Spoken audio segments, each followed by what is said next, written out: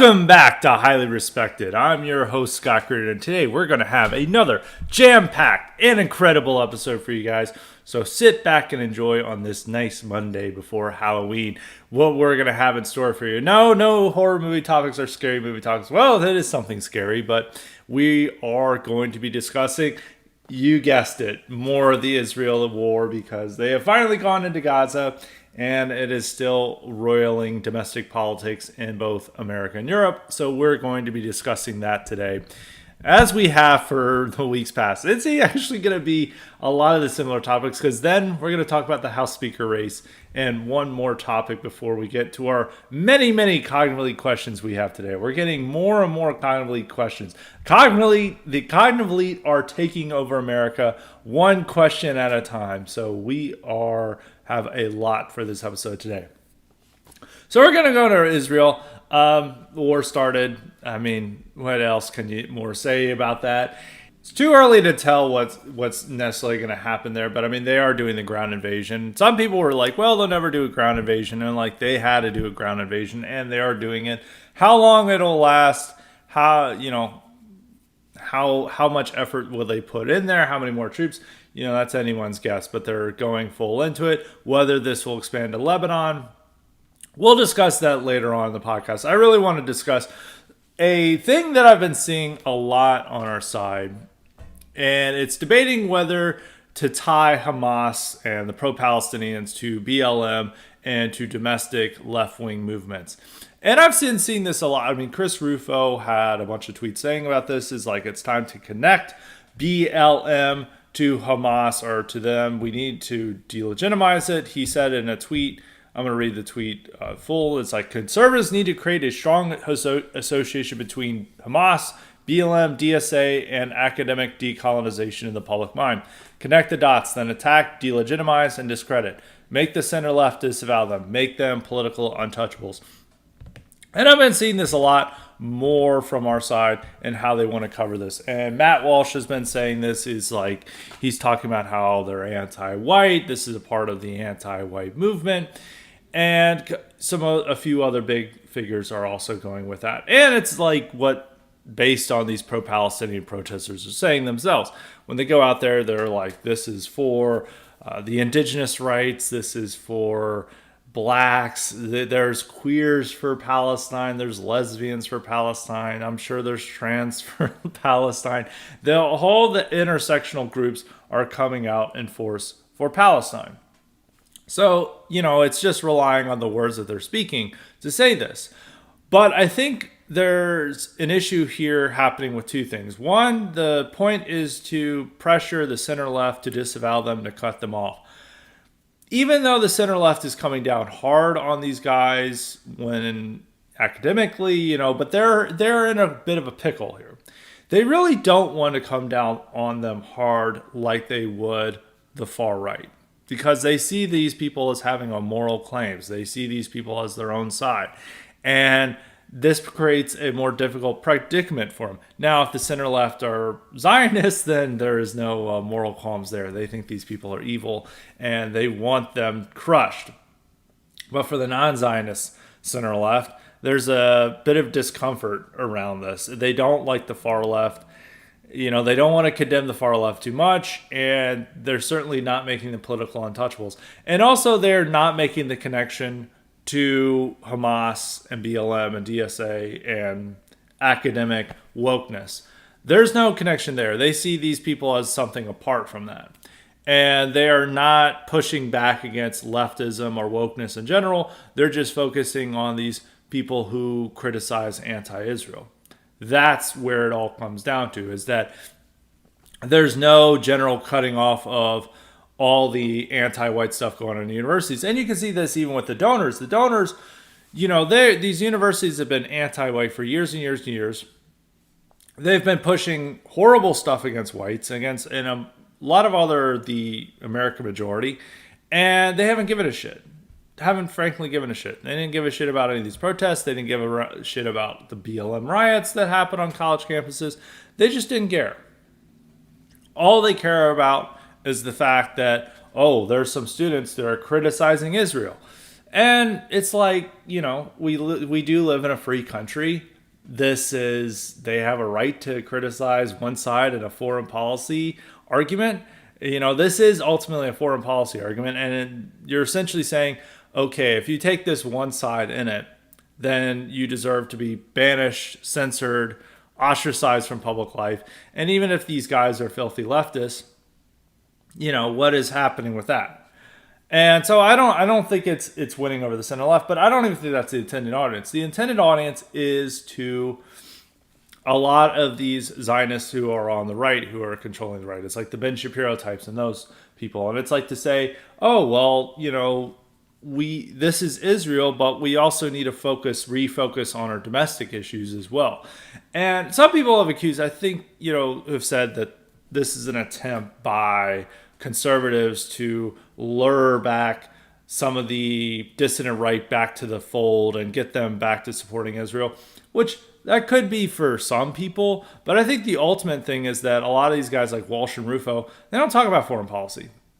And even with Walsh has been saying like we shouldn't go to war, blah, blah, blah. It's really just their way of posting through this to get their own issues that they generally care about, or to go into a Me Too thing. And it's like saying like, oh, I really hate these Palestinian protesters too because they are associated with the domestic problems I don't like. And so it's more posting through it. Some people may be deploying this, but it's unclear how many of young right-wingers are fully anti-Israel. I mean, there's certainly a demographic online. That's for sure. But it's unclear how much that translates into, voter blocks and stuff of that sort. And I've said this a lot before, but among Republicans, there's only 2 Republicans that are willing to criticize Israel, elected Republicans, and that is Massey and Rand Paul, and sort of Trump. But Trump is like, it's like his criticism of Israel is that they don't support him enough. He did all these things. It's valid criticism, but it's a little bit different than the criticism that Massey and Rand Paul make. But it's not reflected in any of the politicians. The politicians are just lining up, Republican politicians, to swear their undying loyalty to Israel right now. And so you don't really see it among the movers and shakers within the party, and even quite with the conservative movement, even though there are more conservative commentators who are going unorthodox and expressing heterodox views on this issue. Candace Owens is a big example of that. Candace Owens has been very opposed to a war effort. She's even said some things about the Palestinian protesters that has outraged other conservatives. And so and Tim Cass is also going along with a line that the neocons don't really like. There's a few others too that are spreading this view, but it's hard to gauge how much it is. Maybe, I don't know.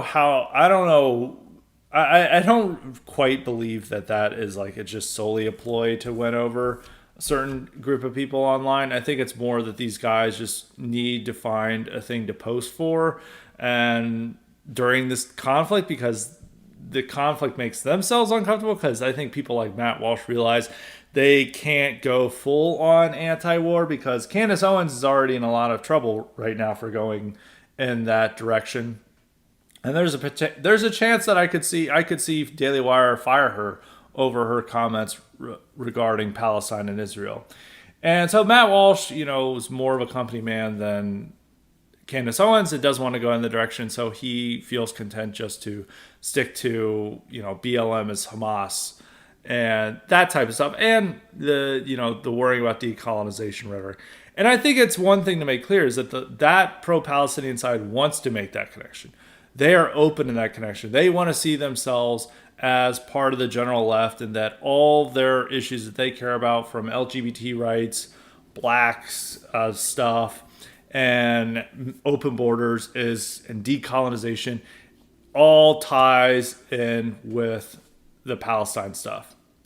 And the Palestine stuff is just another issue, a part of that intersectionality. And so the left wants to make that connection, so it's obvious to point it out. But I think it's the center right doesn't really care about the connection as much. I mean, they're fine with it. They'll be like, oh, okay, yeah, sure, BLM supports Hamas. But they don't want to make this about anti-white racism. They don't want to make this about any domestic issues that our audience cares about. They want to make this solely about themselves. They want to make this about Israel and Jews and anti-Semitism. They do not want anti-white racism to come into this. They don't want arguments about mass immigration to come into this, even though all these people who are protesting en masse came here due to mass immigration. They don't want to care about that. The sole issue they want to focus on is Israel and the right for Israel to do whatever it wants. And that's it. They don't want to have any other discussion about this. This is all about themselves. And you could have seen this when Ben Shapiro was lashing out at Tucker Carlson for trying to bring up the border in this issue. He's like, well, what happened with Israel's terrible, but what about our border that's bringing all these drugs that kill Americans, et cetera, et cetera. And as I did, Shapiro got so mad. He's like, this is not about the border. This is about Israel. Israel is far more important than your issues. This is the most important issue of the world today. And how dare you bring up your issues and to what I care about? Shut up and dribble. That's like his whole thing that he cares about. That's all the Ben Shapiro and them. They don't want any ties to this. They don't want any other discussion.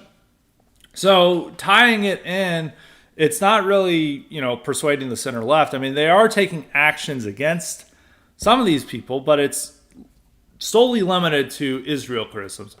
These guys can criticize whites all they want. They can call them savages, disgusting people, call for ethnic cleansing of them. But once they bring up Israel, then that's a problem. It's basically creating parameters around their speech, is that they can be woke as possible as long as they don't bring up Israel. That's the center left's position on this.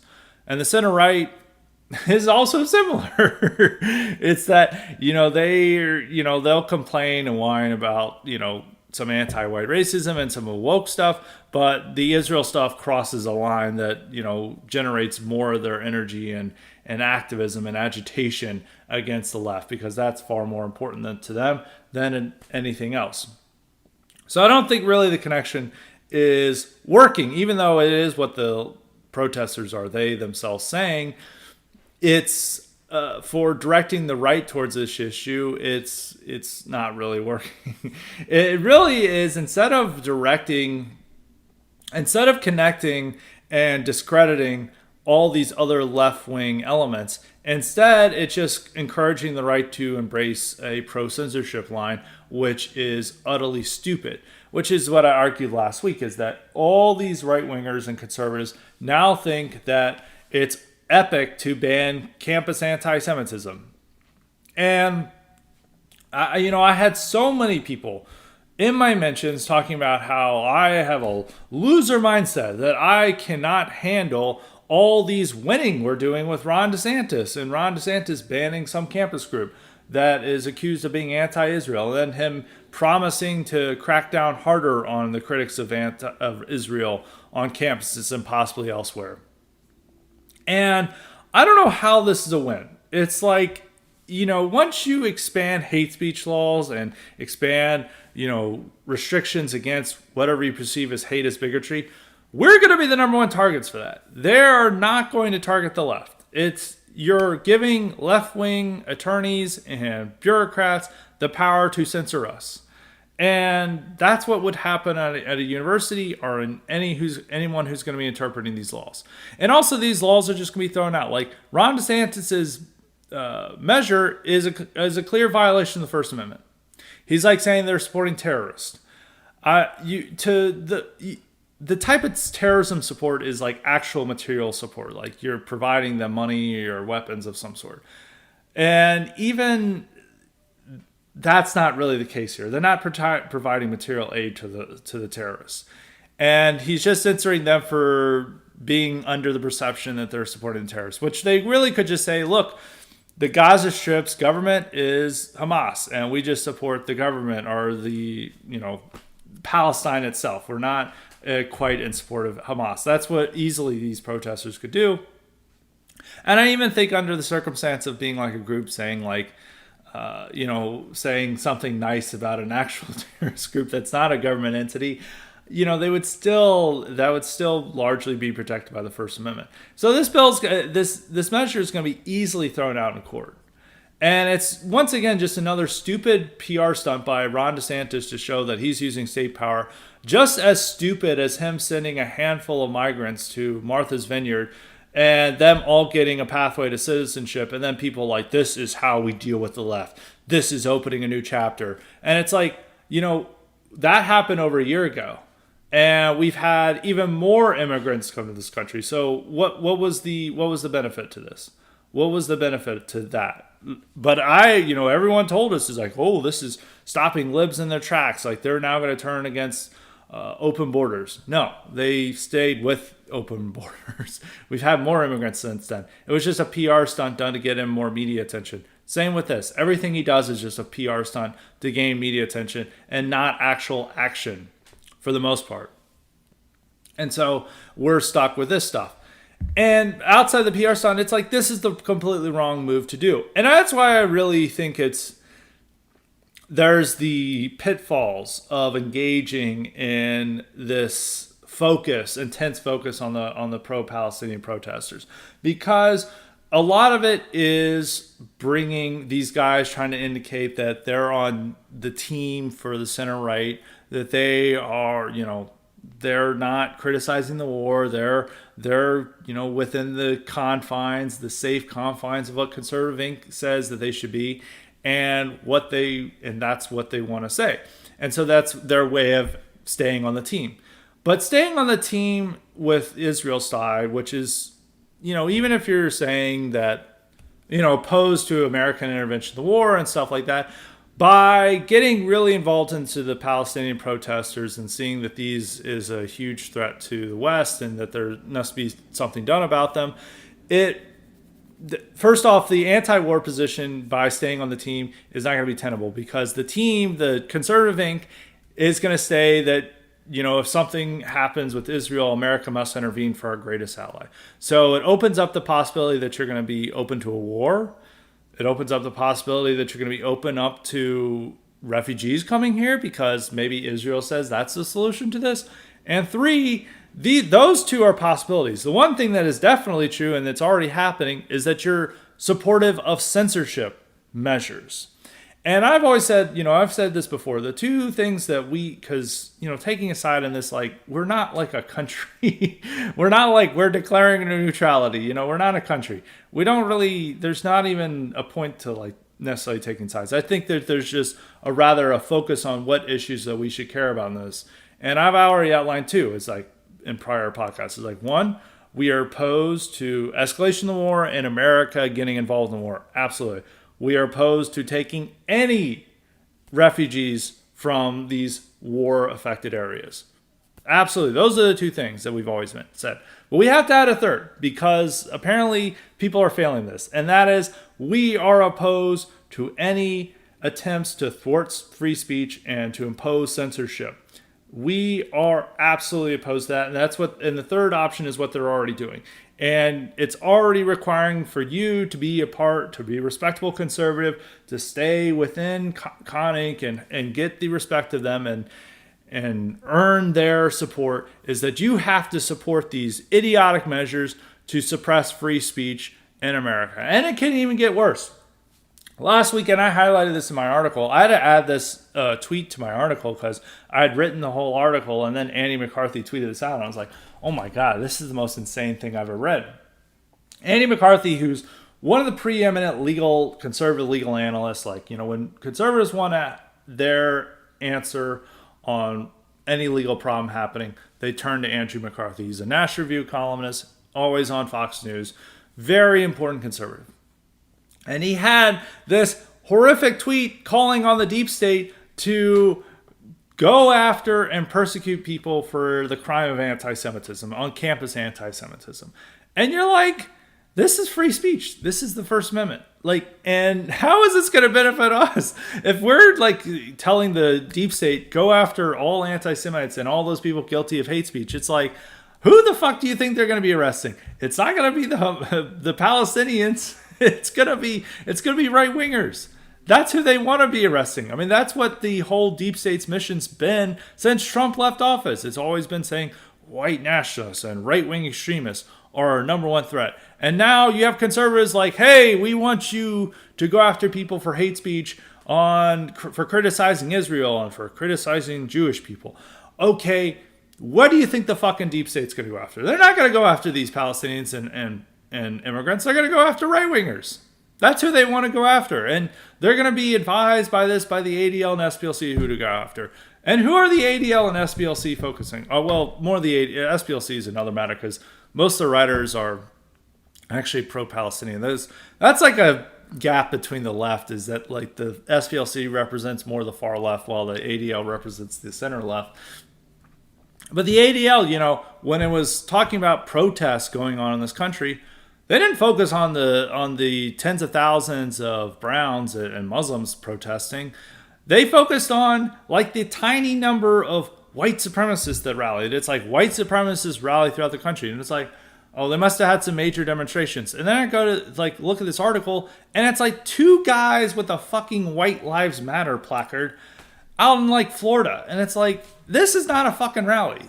This is like, but that's what they want to have this focus on. They want to believe that the only opposition towards Israel are these dangerous right-wing extremists and white supremacists and neo-Nazis. That's who they want to tie the Palestine side with. And it makes the center left very uncomfortable that it's people like Black Lives Matter and, Queers for Palestine and stuff that are doing this, because that's not who they want. They're like, well, we sympathize with you. You were on your side. Why are you opposing Israel? And they can't really cope with that, so it's much easier for them to cope with this by just pretending that it's all neo-Nazis marching in the street. The neo-Nazis must have changed their color, their skin color, and adopted like the kefah and other things to rally for Palestine. But that's just what it is. And that's another point is that they're not wanting to connect this to immigration. They want to connect this to like education policies. And this was even seen when there was some high school, I think it was in the San Francisco area, and all these kids marched through like saying, from the river to the sea, Palestine will be free, and like marching for Palestine. And literally all these kids were non-white. Not a single white person among them. That's like pretty much every protest. It's like you're very rare to find any white skin. And even if you see like a white looking person, they generally have a kippah on, and they're like Jews for Palestine. It's like the only light skinned people are probably Jews themselves, like strange Jews who are rallying for Palestine. But they still want to pretend it's all white supremacists. And so they were marching through this hallway, and there's been other high school walkouts too that's been entirely non-white. And instead of saying like, maybe this has something to do with immigration, they're like, this is showing the hateful indoctrination we're having to kids. They're not learning enough about the Holocaust and how Israel's awesome. And so they're not even situating like, oh, maybe we should restrict immigration or anything. No, they're switching to, we need even more Holocaust education in schools. We need even more Israeli support. And that's like the immediate thing that these Zionists and neocons are going for immediately. And so it's, the whole point of this is to say, no, I don't think the connection really is going with it is just for people to stay on the proper confines of Con Inc. And really what it's opening up for is right now is that everyone's going to support censorship that can be easily used against the right. And three things that we need to worry about: anti-censorship, anti-immigration, anti-war. And this is already clearly violating the third one, or the one about censorship. And it could lead to these guys like, Chris Rufo, if you want to keep speaking at our conferences and stuff, you better not say anything about the war, because this is about Israel. This is a fight for our civilization. And, the refugees one will be a bit more difficult, because it's going to be very hard to sell Americans on the refugees, because they've been spending this whole time like saying like all these Gazans support Hamas, so there's no innocent parties. And then they're going to be like, those people we all said were Hamas supporters, you now need to let them in. They're actually not Hamas supporters anymore. It's like, I don't think that's it's you can even see this when Nikki Haley seemed to imply at one point that she was open to bringing refugees here. Palestinian refugees, and then she had to backtrack and say absolutely no Palestinian refugees. It's going to be a hard sell. The only people who are explicitly saying that are on the far left, like Jamal Bowen. I mean, that could rise more, but it's going to be a very tough sell on the immigration front. But I think the censorship is already being sold too well, and the war can be sold effectively to conservatives, unfortunately. And so those are the three things we need to worry about and focus on. And if anything that we're doing with the Israeli side are saying, worrying about Palestinian protesters, if that's leading us to abandon our core principles and to embrace policies that will ultimately hurt us and limit our ability to speak freely, then we should oppose that. And a lot of these people came out, in my mentions talking about how free speech support, that is weak. We're overcoming that. We're crushing speech we hate. And that's just straight up idiotic. One, we don't have the power to crush any speech we don't like. We're not in that position. Look at what DeSantis done. DeSantis, the only type of speech he goes after is fucking hate speech. Let's look at the hate speech law he passed earlier in April that's going to ban hate leafleting. And also to note about that law from this spring is that specifically allowed left-wing administrators at universities to charge people who come onto their campus and are non-students and spread hateful ideas. So that could be anyone. That could, and a imaginative liberal could just say any person coming on campus. It could be even a preacher who's saying that gay homosexuality is a sin. The university could say he's spreading hate. He's harassing students. This is a criminal offense. Let's arrest him for a felony. That's the type of people that could be. It could be any number of people who they could use that. That was a broad law to allow the criminalization of hate speech.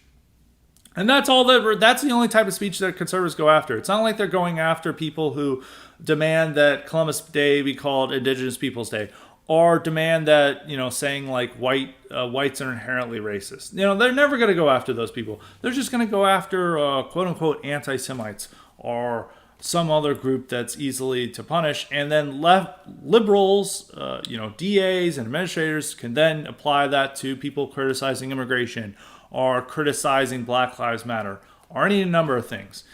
And so, when these people mock the idea of supporting free speech, it's the only way that we have any ability to disseminate our views is due to free speech. Is that if we have free speech protected, our views are able to triumph and able to gain a new audience. Just like what's happened to Elon Musk's X. And I argued this in my article, is that we're now able to set the discourse on X. And we're now able to get out a ton of ideas and new information that have been restricted in years past. And that's because free speech is allowed to thrive. When free speech is protected and allowed to thrive, we triumph and we get our views out there. And we are not in a position to restrict our enemies' views at this point. And millions of Americans are won over by to appeals to civil liberties.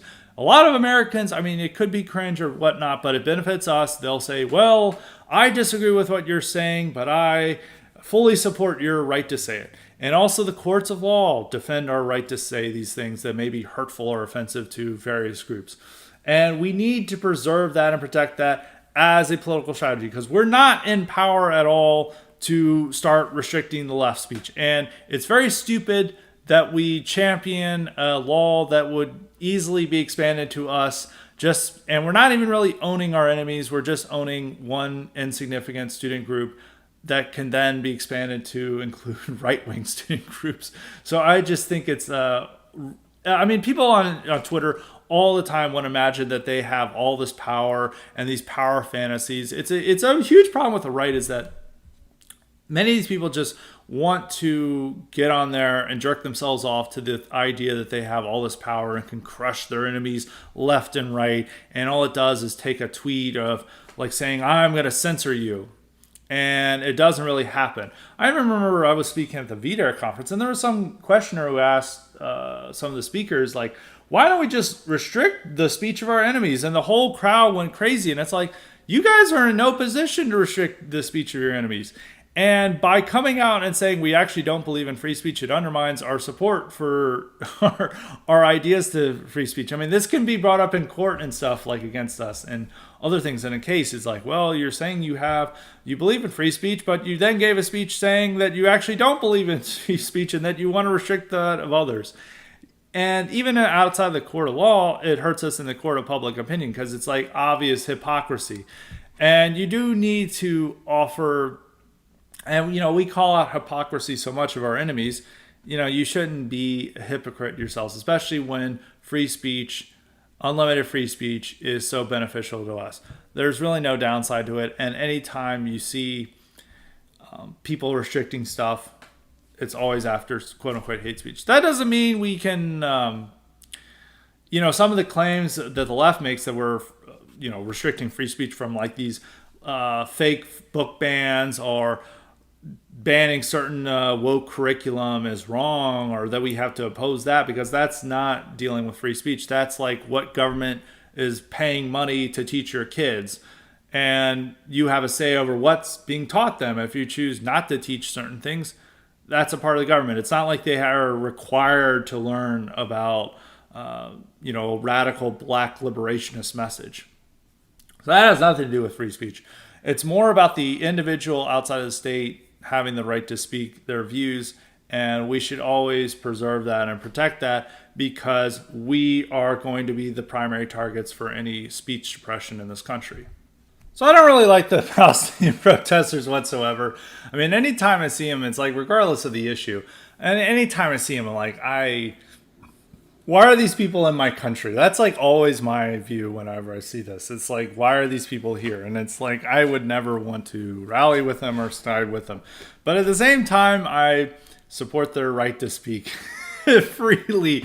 And that's what I think we should always stand. So I don't like this connection with it, because instead of connecting, and trying to restrict, radical black liberationist ideology to students or to curbing ethnic studies departments, all it does is that it encourages the right to support censorship and disregard its a principled stand on free speech, which would ultimately hurt the right.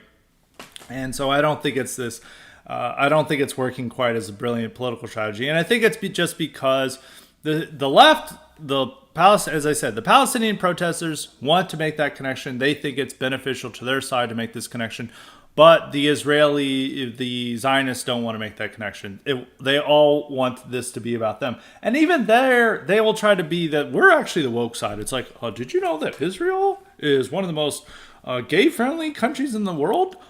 Did you know we're actually the indigenous people fighting against colonization by the Arabs? That's all the arguments that they go to. They immediately go to these left-wing arguments to defend Israel and to try to win over their other leftists.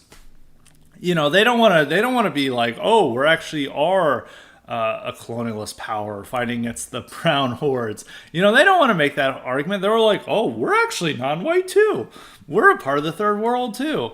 And that's all the arguments that they want to assign. And also the Zionists, they want to imagine that their opponents are neo-Nazis. They don't want to imagine them as the leftists. They're always like, wow, Adolf Hitler would be proud. There was this one funny tweet where this actually was a rabbi who is at a California university. I forget which one. It might have been Berkeley. But he was like hearing this chanting. It's like, Israel, Israel, you can't hide. We charge you with genocide. And he thought he was saying that they were like, we want Jewish genocide. And it's like, clearly they were not saying that, but that's what he heard.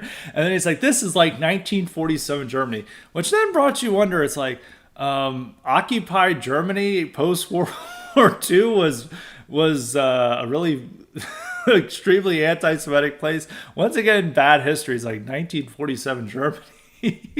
That's, the Nazis were no longer in power then. That's some bad history, Mr. Rabbi, but that's like the type of rhetoric that they're getting into. They don't want to portray these guys as the left. They want to portray these guys as the same as white supremacists and neo-Nazis. And so it's not really helping our side. And even the stuff, it's like, well, there's more support for deporting these people. First off, they're only going to deport like a handful of people. They're not going to deport like the tens of thousands of people who were marching in London. They're not going to deport them. They're going to deport like 5 people. And it's like, okay, it's not like I cry over those 5 people. It's like, and people are worried, like, they may deport us. It's like, fortunately, we're citizens. And this is one benefit of being natives to the country, is that you don't have to worry about your country deporting you. You do have to worry about the country arresting you, but that's one thing I don't care. It's like, they deport people. It's like, good, but they're not going to deport them en masse, so it doesn't make that huge of a difference. And so I don't really care about it. And it's also, I don't really cry too much that some of these people who are generally awful leftists, who are very anti-white, lose their prominent jobs at law firms or whatever over this support. But, you know, at the same time, I don't want the government censoring them, or their university censoring them, or those types of things violating the First Amendment coming out of there. Immigrants shouldn't have the same protections as us when it comes to those civil liberties. And if they do get deported out of their views, that's fine. But they're not going to deport anyone, in my opinion. If they do, it's only going to be a handful.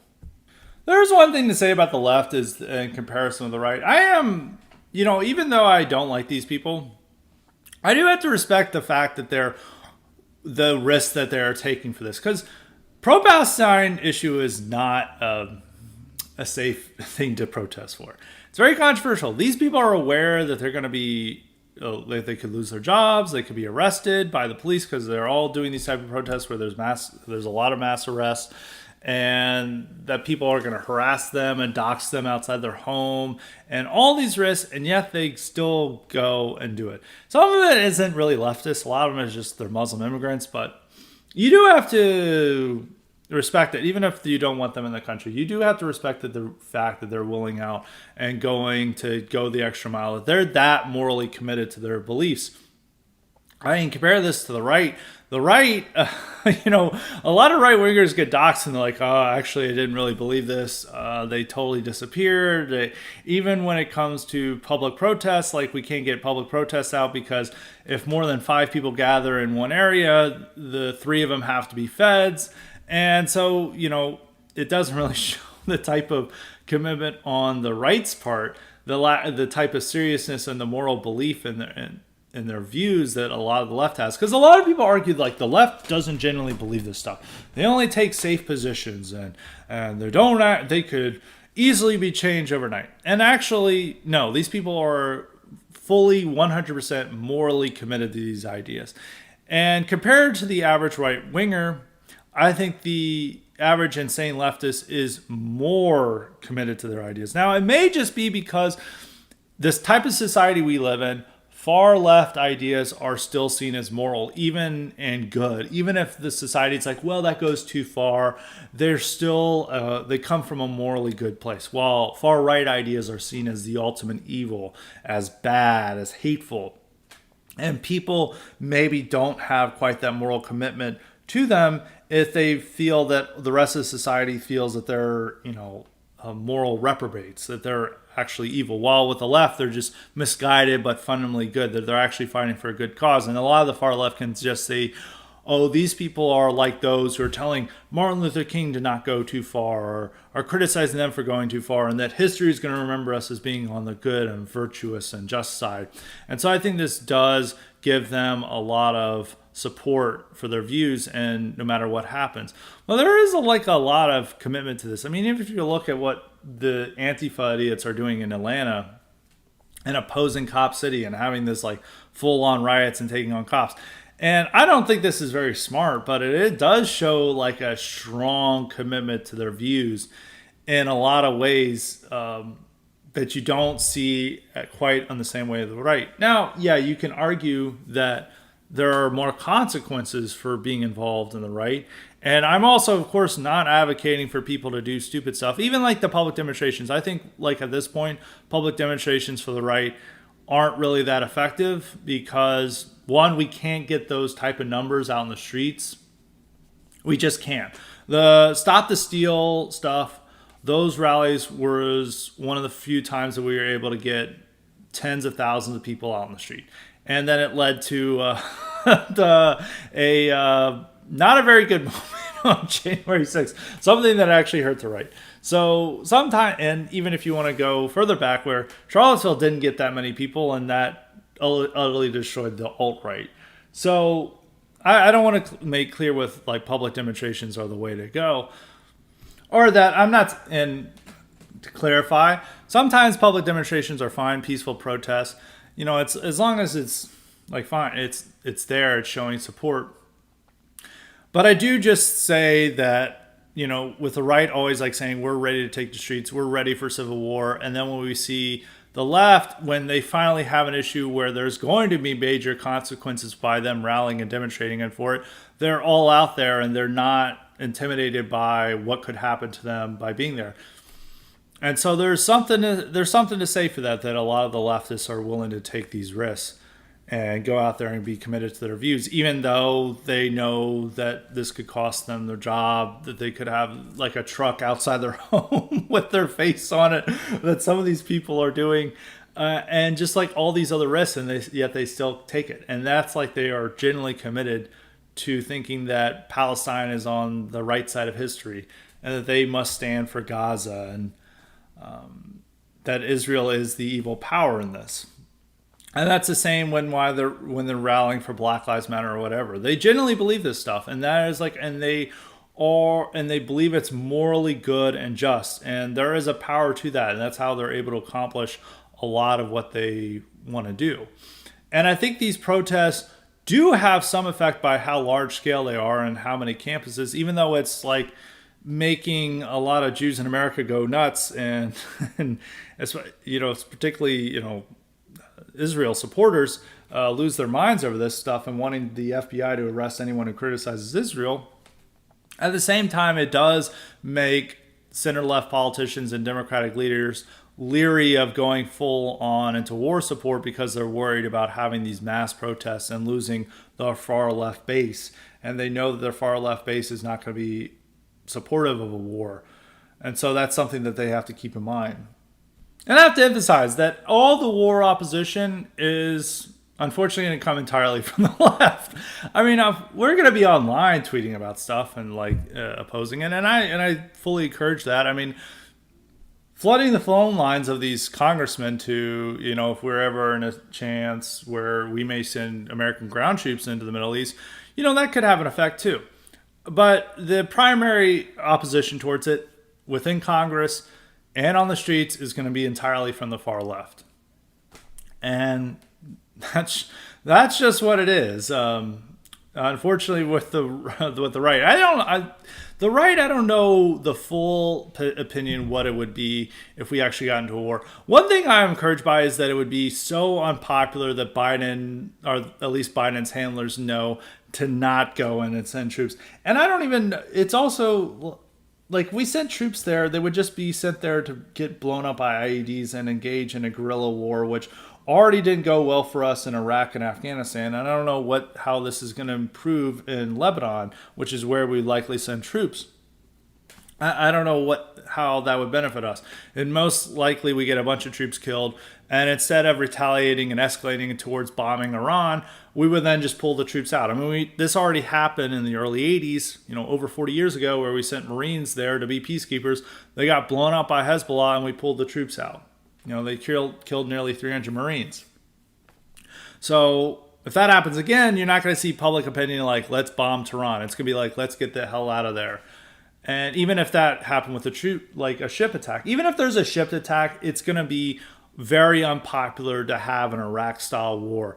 I think at most what they would do is just have, airstrikes on Hezbollah targets or whoever they blame for this attack, whether it's Hamas or somebody. They're just going to have air assaults there. And I think they're definitely afraid of sending ground troops there because they would just know that they would be easy targets for the guerrilla strikes and that type of warfare we saw in Iraq in the late 2000s, and we saw from Afghanistan ever since we were occupying there. And that would not be good for America. When it comes to the war, I think the main thing we want to have with the war is we want it to be over quickly. It's not even quite like who wins or loses here, because it's really in the eye of the beholder of who wins or loses. Israel's point is to just account for a lot of bodies, to rack up a high body count, and to destroy Hamas's leadership infrastructure, and possibly depopulate a large portion of Gaza. I don't think that's going to happen without international condemnation and international isolation of Israel. And I think it's going to be very hard for them to knock out Hamas in the complete manner that they want. I think even Hamas knows this. I don't think Israel wants a long, protracted conflict, even though they're, saying that they're going to have a protracted conflict. And a protracted conflict is not good for us because that absolutely there's going to be tons of refugees from there. The one thing you would hope for is that Israel, realizes that this is not going to go well for them, and Hamas just okay, you can have the hostages back, and then Israel, after killing enough people, they're like, okay, we're done. They take the hostages. Israel, it's a face-saving measure, but they look weak in this regard that they can't actually deal with Hamas. Hamas, doesn't, protects the Gazans from being cleansed out of the territory. Everyone goes home. We don't have to worry about refugees, and we don't have to worry about a greater regional war. I don't know if that's going to happen. That would probably be the best case scenario, just because we wouldn't have to worry about refugees in this scenario. I think we're going to have to worry about refugees regardless, even if some people are like, well, if, Hamas wins or whoever wins, there wouldn't be that as many refugees. It's like Hamas winning it's a long, protracted conflict where they clearly, force a ton of people out, but Israel eventually retreats without gaining shit and without destroying Hamas, and further weakening themselves in the eye of the world and alienating themselves from the rest of the world through what the actions they would take in Gaza. But that would still send a ton of refugees here. So I would say best case scenario is that, short war, very short war, and it's over by the end of the year. They accept Hamas gives them the refugees or the hostages back, and that's it. And so, but it's, I don't know if that's the most likely scenario.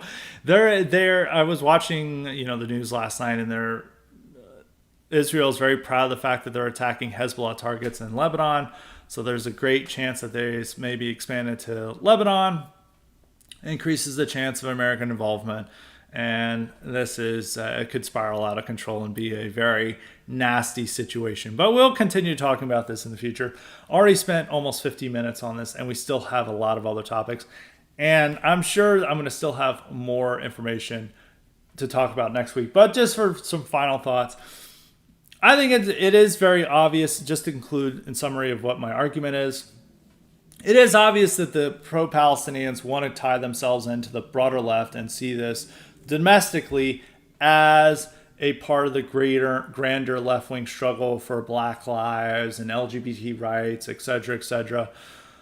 And so it's obvious to see them as a part of the left and connected to all these other things that we definitely oppose. And this is very anti-Western mindset.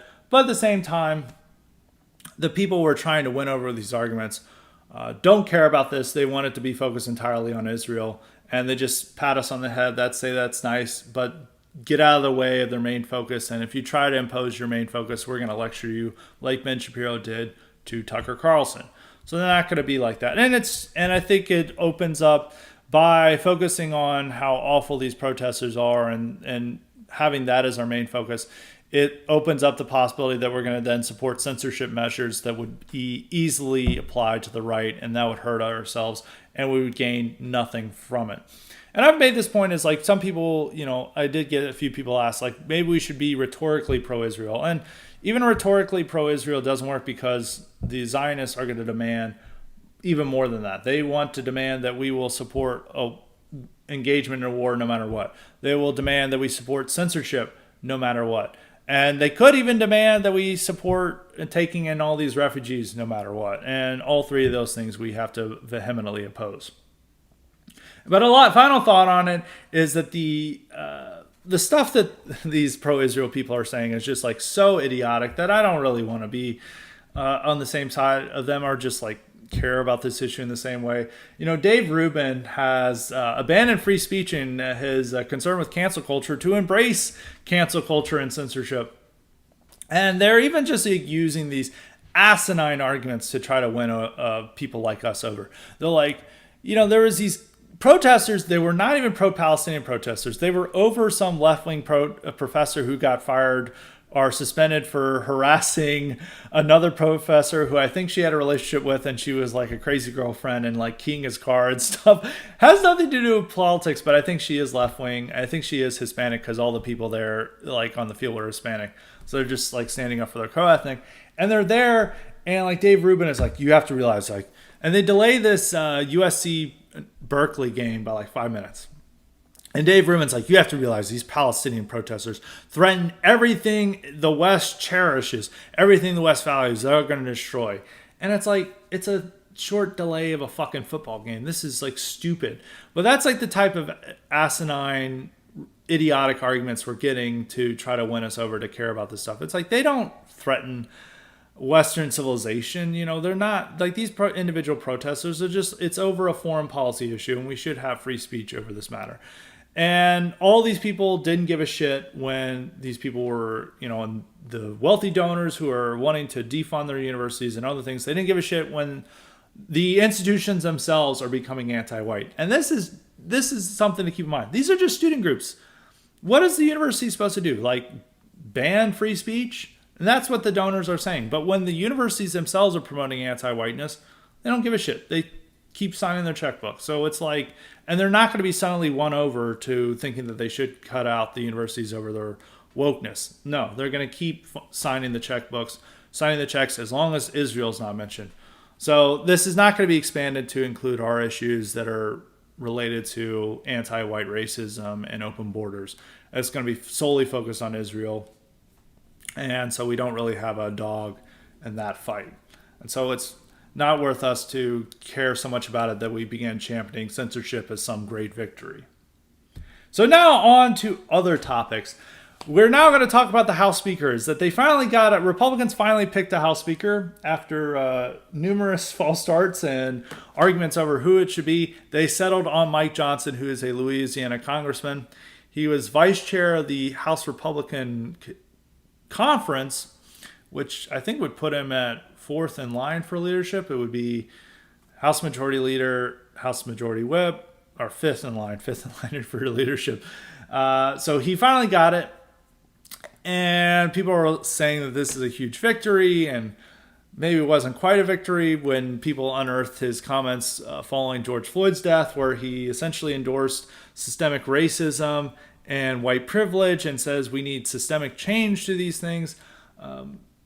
Likely he would not say that today, but it's still concerning. He has an adopted black son, and he said that influences his racial views. Another mark of concern that you would have around him. But this is our new House Speaker. And a lot of people are just like championing this as like a huge victory. One of the funniest things, I didn't want to tweet this because I don't like publicly criticizing Matt Gaetz when it comes to Twitter, where people are going to notice this. Fewer people listen to my podcast rather than see my tweets. So this is buried 53 minutes into a podcast, so I'm allowed to have a little bit of criticism of Gaetz. Gaetz, all these people are like celebrating this as like the total victory for Gaetz. And the day before Mike Johnson became House Speaker, Gaetz was whipping votes for Tom Emmer. Tom Emmer was the worst choice of all possible House Speaker candidates. But he was just, he's worse than McCarthy. Absolutely worse than McCarthy. And Trump hates him. Trump hated him the most of any of the possibilities. And Gaetz was whipping up support for him. And then the next day, a different guy gets in and he's like, victory, I won. And it's like, you really just wanted any person not named Kevin McCarthy. And then like whoever it's picked, it's like, it's a win. I still like Gaetz. I still support him in his political career. But, dishonesty and or some distortion of the facts, I just have to, didn't rub me the right way. So I wanted to note that it was not quite the victory because he was supporting Tom Emmer just the day before. Now he gets Johnson, and he acts like this is what he predicted the whole time. And it's not who they wanted. They wanted Jim Jordan, and Jim Jordan failed. So they got Johnson. Now, is this a bigger victory? On paper, this guy's better than McCarthy. Whether he can get things done more than McCarthy, I don't know. I think a lot of problems that we may have been in a better situation with McCarthy because I think Johnson, he doesn't have as much leadership experience as McCarthy. I don't want to really sound like I'm better than McCarthy, like McCarthy's great, but McCarthy is a skilled political animal. He is an asshole. He is able to try to move things around. The problem is that there was a sizable number of people who really hated him. Johnson got this because everyone likes him, or no one really has a problem with him, and that is a little bit concerning when you're becoming House Speaker. Is that you're going to just try to please everyone, but as House Speaker, you're going to have to piss off people, and who he chooses to piss off is going to be important to note. And Johnson already was opposed to Ukraine funding. But now he's changing his tone and saying, oh, we should fund Ukraine, but maybe we'll put some restrictions on it or some supervision over it, which I guess is better than before. But, what was the whole point of getting rid of McCarthy? And all these people were saying, we're getting rid of McCarthy because they're continuing to fund Ukraine. And then you have your new House Speaker. It's like, oh, yeah, we're going to fund Ukraine too. And it's like, well, what's the difference? In reality, we're not going to see any real difference between McCarthy and this new guy. But what's going to happen is there's going to be a budget battle. He's going to offer a continuing resolution, which the conservatives said they're opposed to continuing resolution. They want this divvied up into a more Tea Party style appropriations measures, which no one gives a shit about. This is total Tea Party stuff. Is with the world burning and with an open border, this is what you fucking care about is government spending. No one gives a shit about this. And that's what all the arguments over McCarthy were. It's not over Trumpists or America First versus the establishment. It was Tea Party versus establishment. That was all their concerns. But with Mike Johnson, the fact is a lot of the McCarthy stuff is that they simply didn't like McCarthy. They like Johnson. So Johnson is probably going to offer the same exact continuing resolution with a few changes that McCarthy offered a few weeks ago, back in late September. They're going to accept it. They're going to say this is a huge victory for us, even though it's hardly any different than what McCarthy gave them. They're going to pass it, and it'll set up another budget battle sometime in the next year. And that's probably what will happen. And in the next budget battle, probably the same shit will happen again. And it may be different at that time is that conservatives will make their idiotic Tea Party demands that have no concern for anyone, are concerned to what voters care about, and the caucus is broken up again, and they either pass something that's just a clean stopgap bill that Democrats vote for, and then they say Johnson's a traitor, or they pass another similar watered down continuing resolution that all the House Freedom Caucus people are upset with. So it's likely not going to lead to any major differences. And this guy is fully on board with the swamps concerns in terms of foreign policy. He's his first move was to pass a resolution in support of Israel, and then they passed a resolution condemning campus anti-Semitism. All very important things. And I don't know. There's just something. This guy is better on paper. He did help. He's a strong Trump supporter, so I do like that. And that makes him better than Scalise and Emmer by being a strong Trump supporter. I mean, McCarthy was fairly pro-Trump. I mean, he was pro-Trump when it mattered. I mean, he would complain about him, but he was clearly, meeting with him and not wanting to upset Trump. And Jim Jordan was clearly very pro-Trump. So that's good, but I don't predict any meaningful differences. They may get a few more things done on the border, but all these things that everyone has been predicting on Twitter, defunding Ukraine, that's not going to happen this year. Maybe next year, depending on how long the Israel conflict is raising and whether Israel demands more money, and that means we're going to have to cut off Ukraine. But defunding Jack Smith, that's not going to happen. Making major spending cuts, that's not going to happen. It's just going to be the same as usual, but people feel that they've done something by getting rid of Kevin McCarthy mainly just because of personal differences, which I don't think McCarthy was that great, but a lot of people felt that we needed to do something, and this felt like something, and anytime we do something, it's inherently good. Which I would not compare this to other things where people have just said like we need to do something and that's like good, like say like Charlottesville or some other stupid protest or something that people want to do, where it's like at least it's doing something.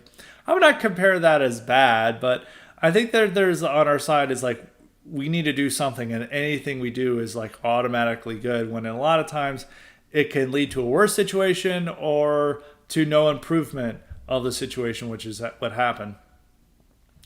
And I think it's like conservatives need to be a little bit clear about what they want and demands, and realistic about what they want and demands. If they want to make serious improvements on the border, maybe Mike Johnson can be the person to deliver on that.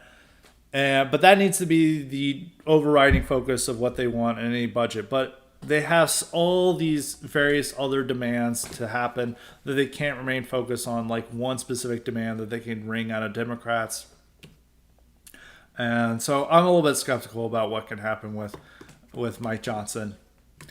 Yeah, and I don't want to join the cheerleading squad about like this is the biggest victory for us at all. We've already seen him moving more to a more moderate establishment direction after he won, and he has to do that to keep the caucus together.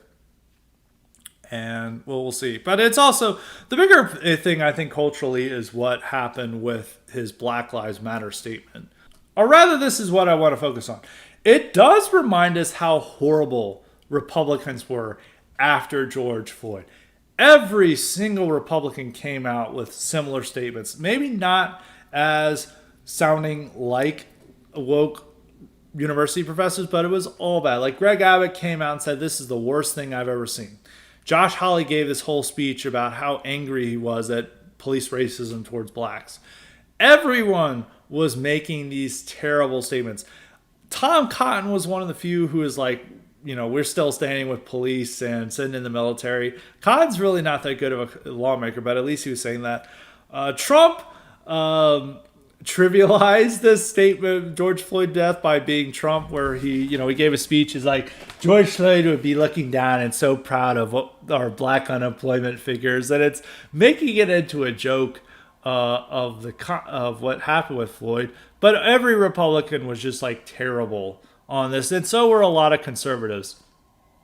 And it's a lot of revisionism on the part of conservatives of how they reacted to this later down the road. I'm glad that there's revision and that no one wants to admit that they were pro-Floyd or pro-BLM at the time. There was even some surprising supporters of BLM at the time. I remember when Floyd died, is that there was all these Wignats. Wignats in 2020 were a different breed, but they were all like talking about how they sympathize with Floyd and like the police officer's knee could be on our necks, and it's like no.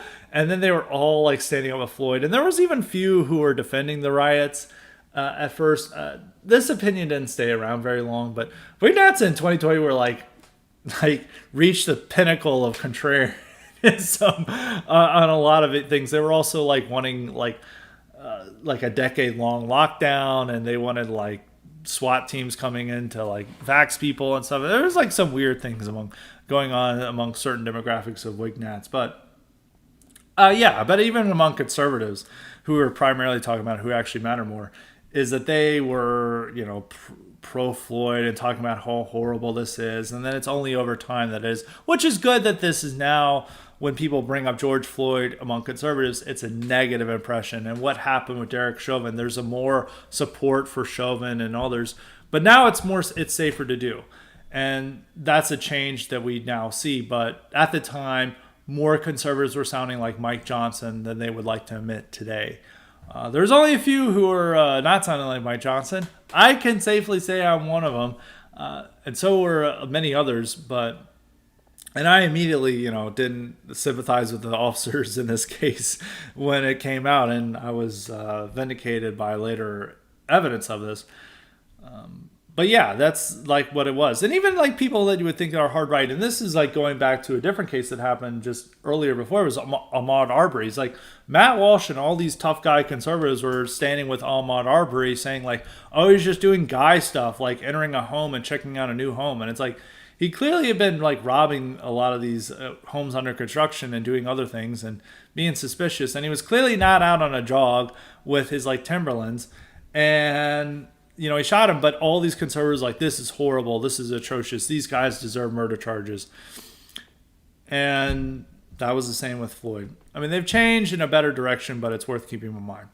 And that's something else for the next topic that we want to talk about, which is the Robert E. Lee statue getting melted down.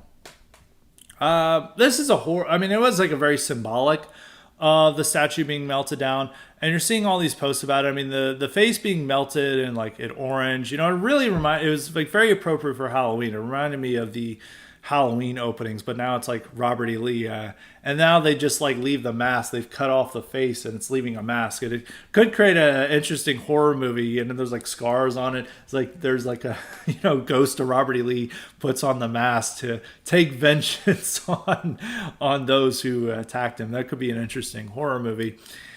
But everyone's posting about this, and unfortunately, the one thing is, like, I'm so jaded to the Confederate stuff because, I've been witnessing this for over 8 years. I remember how it really upset me when they brought down the Confederate flag in South Carolina, because they had all these people, mostly white, standing around singing, na, na, na, na, hey, hey, hey, goodbye. And it's like the flag is being brought down and they're all celebrating it. And it really, really upset me when it was like happening. And, I was really furious about it. And then 2 years later, after Charlottesville, and actually something to keep in mind is like our public demonstrations, when people are like, let's do public demonstrations. What happened to the Lee statue? The Charlottesville was like their big foray, and like it was about to saving the statue, and they did the complete opposite. Is that they encouraged more statues to be taken down. But after Charlottesville, there was all these statues being taken down, and there was this one in North Carolina where all these protesters just like dragged down this Confederate statue, and then they began kicking it and stomping on it. And that really was like upsetting to see like all these Confederate statues. And then we saw that in 2020 where they're dragging more statues down, and it's not just Confederate statues. And you're seeing similar levels of disrespect. And I remember actually going to Richmond before they took down the Lee statue, and they'd already taken down all the statues along Monument Avenue. It was like Jackson, I think Jefferson Davis was along there, and some others.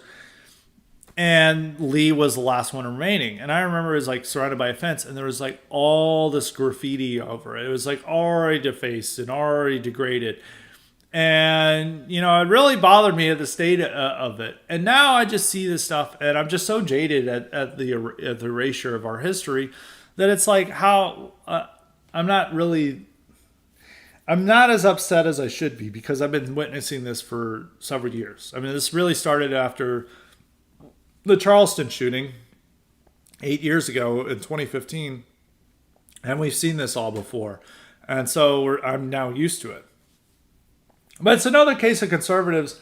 There's a couple different points I want to make here. It's like, one, conservatives are all now condemning this, and they're like, there's a lot of random people who are like not had accounts very long, as like, I've been warning about this for years, and conservatives didn't listen. That first they'll come for Confederate statues, then they'll go for everything else. That's like, congrats, like 2018 account for being ahead of the curve. And all these people were like saying this, but conservatives, when it mattered, were not there fighting for this. They were not there in 2015. They were not there in 2017. More of them were there in 2020, but they were not there in 2015 and 2017. And there were tons of arguments that conservatives were making. And I remember this in 2015. And once again, you cannot accuse me of, not that anyone here would, but maybe some people on Twitter would, of accuse me of coming lately to this. I was writing daily caller columns in 2015 condemning the attacks on Confederacy that were coming from the left. And I was saying that this is going to happen to other American statues. And I said that after Charlottesville, and I was saying this all the time. So I've been consistent on this position. Not like it's like that surprising. I was like, a ratings journal writer. So it's like I should have been for this, but I'm just saying, I'm one of the people. But when it mattered, conservatives weren't there. They were not defending Confederate flags. They were not defending Confederate monuments in 2015 and 2017 when it was politically unpopular to do. Now, like that they've all taken this shit down, and they're, scraping off Lee's face from the monument and doing it as a humiliation act for Southern Americans, Southern white Americans. Now they're like, oh, this is terrible. where was everyone standing up for this back when it mattered? It's like, well, you weren't there. And now you're coming into this when it's safer and more popular to do. And it's like nice that like Elon Musk and others are saying this. And so I do think that there is a realization now, but they're coming after all these statues, and it's already like the fight is over it. So that's another reason why I can't get too upset about this, is that it's there. But a lot of these cities just feel that this Confederate stuff is like out of place. I mean, a lot of these southern cities are very black. Richmond is plurality black. It may have been reverting to plurality white. I need to check the latest figures, but I remember it was like plurality black for a long time. And the whites there are horrible leftists. It's like Antifa Central there. So it makes no sense that all these great Confederate statues are there. It's the same in Charlottesville. It's not plurality black, it's majority white, but it's like a libtard college town. Of course, they're not going to like it. And so it is with a lot of these other southern cities where it's either majority black or majority libtard. And so they don't really want to have these statues around. And that's unfortunate for the Southerners who care about this, but that's the nature of the thing. The other unfortunate aspect is that the Southerners, white Southerners, don't care as much about this stuff as they used to. It's primarily found among the older generations, among the boomers, and those types who are the most upset about this. Younger Southerners don't really proudly wear the Confederate flag or fly the Confederate flag. They're not as attached to it. Also, the South itself has become changed over the years through internal migration of people moving from the North and the West to the South, and external migration of people moving from outside the country to there. And they don't have a connection to the Confederacy of the South. And a lot of the young Southerners, they're into rap music. They still have their accents, but it's still different. But they're not that different from the rest of the population. And they have bought into this idea that the Confederacy Confederate flag represents some symbol of hate. Even if you go into polling, most of the polling shows that a lot of Southerners now agree with the general American view of the Confederate flag. It's no longer a symbol of heritage for them. Even though many Southerners still attach it to it, they're not as strong. And you can even see that with driving throughout the South. It's like driving through the South, when I did that as a kid, or even 10 years ago when I was doing it, when I was still in college, you'd see Confederate flags all the time driving throughout the South. Now, if you see one, it's a rare sight. It is a rare sight to see a Confederate flag. You're like, whoa, hey, it's like something out of history. It's like a historical moment. And you're like realizing that this is probably not going to be there. I grew up in Nashville, and we had this famous Nathan Bedford Forrest statue that had all the states that were supposedly part of the Confederacy, even the ones that didn't quite join, like it had Missouri and Maryland. And they didn't join the Confederacy, but it had its state flags there out there with a Confederate flag underneath. I forget if it's underneath or over the state flags, but it had alongside a Confederate flag along it. And this is on the busiest interstate. This is along I-65 driving into Nashville, or driving right outside of Nashville. So it's right there, so everyone sees it. And, they were wanting to change this 20 years ago, but they're like, we can never change it. And now that's, of course, completely gone. And if that was there today, they would clearly not allow that for Nashville. So it just like shows that signs of the times of the South is changing. The South itself is changing, and these younger people don't feel as connected to the Confederacy and to Confederate heritage as their parents and grandparents did. And so there is a change over time with that. And I do feel that the only people who are really bothered by this, outside of Southern boomers and that type of stuff, are people online. And you can even see this with a few things, like Sons of Confederate Veterans, like, is basically retirement home now. Same with Daughters of Confederate Veterans. Like, anytime you go to an event like that, everyone's over 60. Like, if somebody is under 60, they're like, oh, we've got young people here. There are no young people involved in this stuff. And even with this, the descendants of A.P. Hill, who they also removed his statue, and they had to remove his remains from the Richmond Monument Avenue. That guy's tried to do stuff with that and get people involved. And anytime you see these events, it's all old people. And he one time tried to have a protest for it. It was probably not well organized, but he only got like 8 old people to show up for it. And so it's just not as powerful of an issue as it was, 20 years, over 20 years ago when South Carolina still was flying the Confederate flag on top of its capital. It was a much more powerful issue. And even 8 years ago, when all these conservatives were saying, like, we shouldn't get rid of heritage and stuff, there was still a little bit more attachment to the Confederate flag. Now, the fact that the battle is over, really the only people who are caring about it are online. It is unfortunate, but it's moving on. But even a lot of the people who are involved in the right now have no connection to the Confederacy. I mean, we have so many people who are at the fringes of whiteness or post-Civil War immigrants that they don't even have an ancestor who fought in the Civil War. And so they don't really have that attachment to it. And I have a deep attachment to it because, I had several ancestors who fought under Lee. He is like a symbol of my people, of my heritage. And so it is very upsetting for me, but I can't be too upset because I've been used to it. I'm jaded now. And I do realize that a lot of the battle is over and it's time to move on to other things. I still like Confederate heritage in the South, because that's my heritage. That's my legacy. But I also understand that fewer people even on the right are connected to it due to the fact that they don't even have a Civil War ancestor. And even for the South, like, people are moving on to other things. Americans are a people where, I don't want to use the term privilege, but a big aspect about white Americans is that we are bereft of history, is that we slaw off our history and our heritage to just be generic Americans, which we're just focused on, sports and, the latest Marvel movies and stuff like that. And that's what's real, our attachments, is that we're not like the Balkans where these people have like a deep historical memory and they're worried about things that happened in the 1300s. We're certainly not like what we're seeing in Israel, Palestine, where there's this long history where they care deeply about things that happened in the past. In America, the part of assimilating into America is that you are without a past.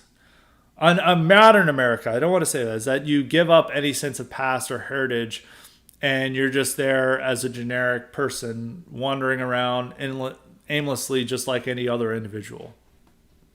And what's happening in the South is to bring the South into destroying that past and heritage that makes it unique and distinct from the rest of the country. And now they're just generic Americans, or generic modern Americans, just like anybody else. I don't say this was it for all of America's history, but I do think that it's a big part of the post-World War II, certainly post-Cold War America, is to have this project. And it's the same with these immigrants. They come here and they want to throw off, or they attempt to throw off their old foreign allegiances and heritage. But as we're seeing with the Palestine-Israel protests, that's not always the case. But eventually they do assimilate, and a part of that assimilation process is not having that fervent attachment to a history or past that, say, people in other parts of the world have. And we're now seeing that with the Confederate heritage. So I'm going to definitely be accused of dropping a mega black pill about that. We don't have to be like that. I do. The one white pill is that I think it does create a sense of identity and consciousness to be attached to this old history of America that the state and the regime are throwing off. And the fact that they're wanting to destroy them creates a disconnect from the regime with its people. And it creates something that is, when we're honoring these heroes, whether it's Andrew Jackson or Robert E. Lee, we are creating a different past and a different heritage from what's the official regime heritage. And that does offer opportunities for us to create a greater disconnect between the official narrative and what's the true narrative. So, and the based, our key narrative, are an identitarian narrative. So it does offer us that opportunity to do that. So I do want to offer one little white pill on that. But moving along to our conflict questions, we have a lot today. We may set a new record. We'll have to see at the end of this. But as a reminder, you too can get the power to ask me questions or suggest guests and topics if you sign up for the Convolete option at Highly Respected Substack. And that's at highly-respected.substack.com. And make sure to sign up for the IQ Summits while you're there. So I'm going to begin with a newcomer, Appalachian. We will call him that. That's what he'll go. We're not going to call him Appalachian. We call him Appalachian. I actually, well, that's always an interesting north-south divide. Whenever I hear Appalachian, I'm like, no, it's Appalachian. Anyway, he says, hey, Scott, 2 questions for you. Firstly, as someone looking to get into some highly respected foreign affairs grad school programs, how does a right-wing white person market themselves for college admissions and in discourse for classes? Is it best to lay low and say nothing? Is parroting leftist ideas the only solution? I like to believe some programs want diverse, intelligent opinions, but I was STEM for undergrad, so these things never came up. And you state how we need educated right wingers in government policy making. How can we get right wingers through college without them hiding? It's actually best to stay low and say nothing. To be honest, yeah, I know talk to people who are like in law school and of that sort.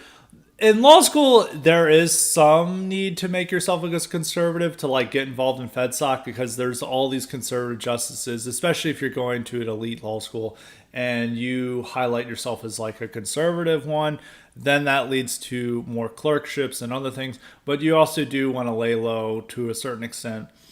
Foreign affairs might be a little bit different, but I don't think you should parrot leftist views. I think it's just that you don't go full on mask off in your views.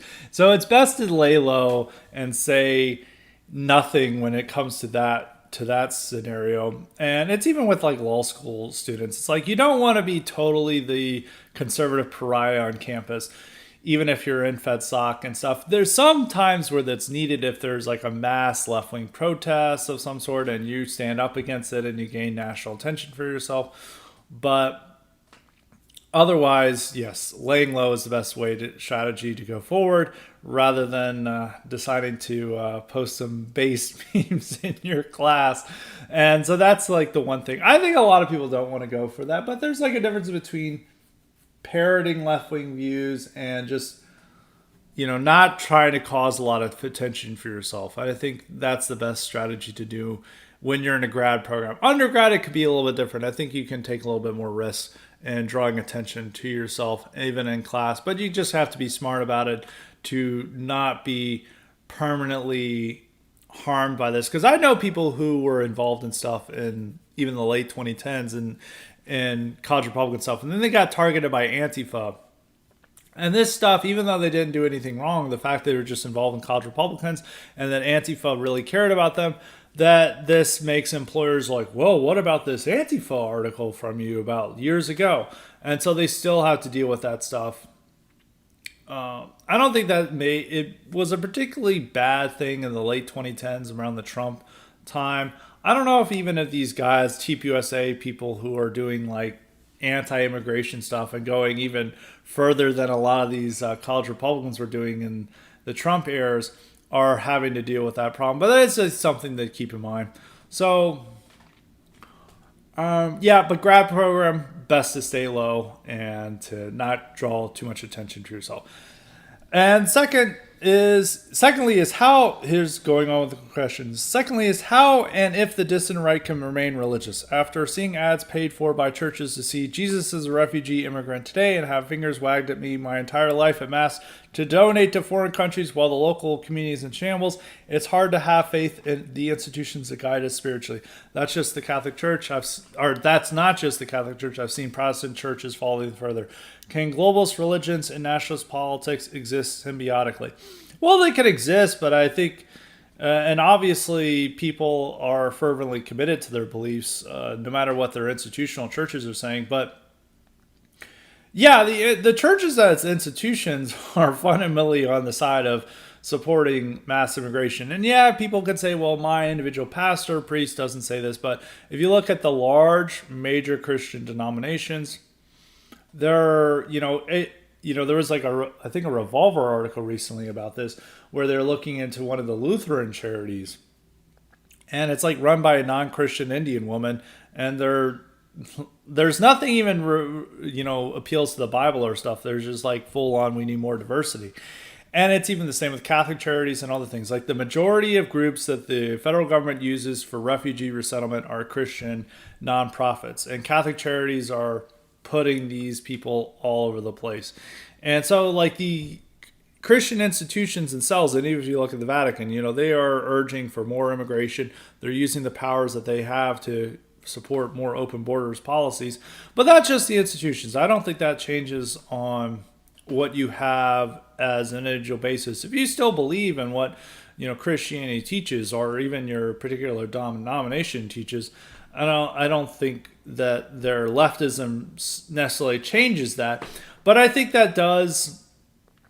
I think the state of actual Christian institutions, rather than what people say on Twitter, does limit the possibility for some of these organized efforts along with Christian institutions. Like if you're saying that we're going to be a fully Catholic nationalist group and we're going to follow everything in the church, and then you're trying to link up with the bishops and other things, the bishops are going to have a very different opinion about what Catholic political advocacy should be from what people on Twitter are saying.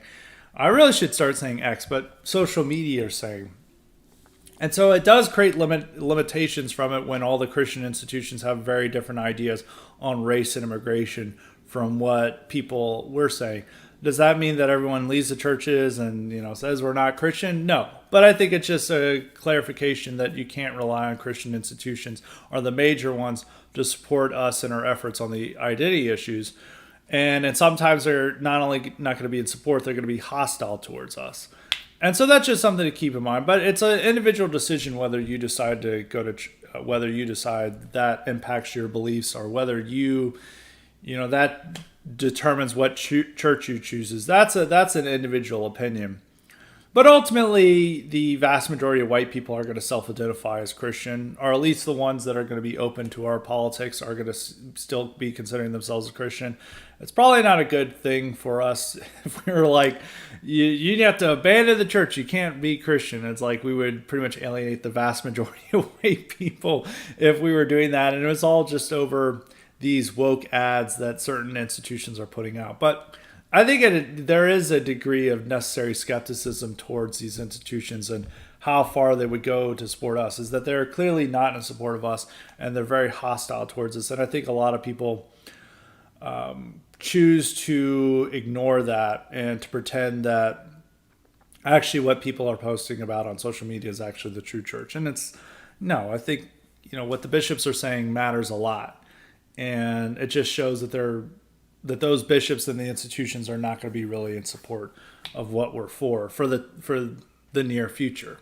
So moving along to other questions that we have. I got a lot, so I got to decide which one. We'll go with mystery. Mystery always offers some good questions. And so he asked, he said he has a couple more IQ questions. What do you think about ranked choice voting and similar pro third party reforms? I fucking hate them. I actually really hate these. They're so stupid. No, anytime you see these elections, those are idiotic. They don't even they hurt Republicans, because there's so many of our side, like middle class, college educated whites, who are like, well, this Democrat seems really sensible, so I'll have them at my second point. No, it makes voting unnecessarily complicated. It hurts conservative candidates more than it does. I mean, anytime that there's been ranked choice voting in Alaska, it's always helped the establishment candidates. It actually doesn't help third parties or outsiders. It simply helps the establishment candidate, because people are like, well, I really like this, outsider, but, the establishment person isn't that bad, so I'll put them as my second vote. No, I hate it. I think it's stupid. We really need to ban it. It's unnecessarily complicated. So going on to his other questions, like what on earth are we going to do about the jury question? With our peers increasingly being women and low IQ tribalistic types, totally unable to comprehend the ideal of Anglo impartiality, it seems like one of the greatest achievements of our civilization will soon be taken from us. That's a good question. The one thing I've talked about this with some lawyer friends of mine. Some of them are very much totally pro-jury question. They truly believe in that people are fundamentally good and you can convince them. And one thing is that you do need to have the power to be able to convince your peers of a question in order to achieve anything. Is that if you can't convince 12 of your peers to take your side, like you have some trouble. But I think the jury question is horrible, but you don't really have a good alternative because judges can be even worse. So it's judges. You wonder. I mean, there's some cases where the judges are better. Like in the Rittenhouse case, the judge was way better than the jury. The jury took days to figure out that this guy who's clearly innocent was innocent. Well, the judge, like day one, is like, this guy's innocent and I'm going to favor him. And the judge really helped to ensure that Rittenhouse was found not guilty. But, it took a lot of prodding, even on the jury. But there are some cases where the judge would even be worse than the trial by jury.